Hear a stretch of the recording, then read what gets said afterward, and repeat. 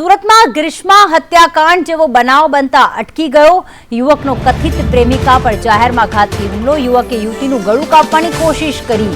યુવકે યુવતીની હત્યાના ઇરાદે છરીના 6 ઘા માર્યા। યુવતી બચી જતા લાત મારી સ્કૂટર પરથી પાડી દીધી।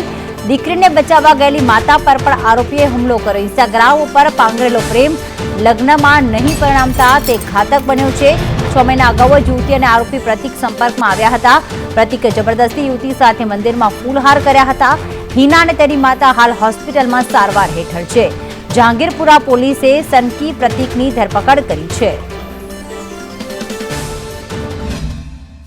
ઈજા પામનાર બેન જે છે અને જે આરોપી પ્રતિક પટેલ કરીને છે એ બંને સોશિયલ મીડિયાના માધ્યમથી ઇન્સ્ટાગ્રામથી એકબીજાના પરિચયમાં આવેલા હતા અને એકબીજા વચ્ચે વાતચીત તો એમને એ ફોન પર વાતચીત કરતા હતા।